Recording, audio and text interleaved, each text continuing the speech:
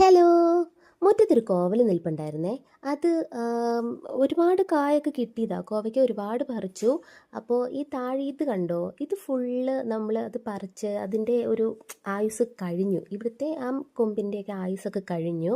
ഇപ്പോൾ അത് ഫുള്ള് അതങ്ങനെ ഇങ്ങനെ അസ്ഥികൂടം കണക്കെ നിൽക്കുകയാണേ. അപ്പോൾ ഞാൻ നോക്കിയപ്പോൾ കുറേ നാളായി ഇങ്ങനെ നിൽക്കാൻ തുടങ്ങിയിട്ട്. ഒരു ഒരു ഭംഗിയില്ല. മുറ്റത്തിൻ്റെ ഭംഗിയൊക്കെ പോയി.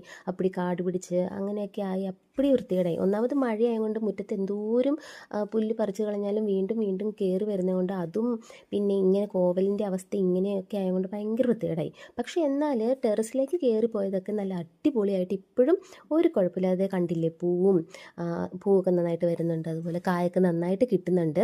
വെട്ടിക്കളയാനും തോന്നുന്നില്ല. അപ്പോൾ പിന്നെ വിചാരിച്ചു എങ്കിൽ മുറ്റം ഒന്ന് വൃത്തിയാക്കാമെന്ന് വിചാരിച്ചു.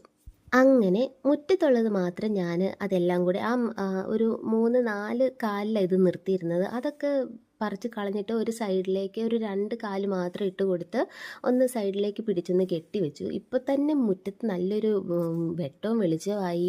ആ ഒരു ഭയങ്കര വൃത്തികേടായി കിടന്ന ഒരു ഇതും മാറിക്കിട്ടി. മാത്രമല്ല ഇത് കഴിഞ്ഞിട്ടില്ല. ഇനി ആ ടെറസിലേക്ക് കയറിപ്പോയേക്കുന്ന കൊമ്പും കൂടി ഒന്ന് കെട്ടിക്കൊടുക്കണം. ടെറസിൻ്റെ മുകളിലുള്ളതും വൃത്തിയാക്കാനുണ്ട്.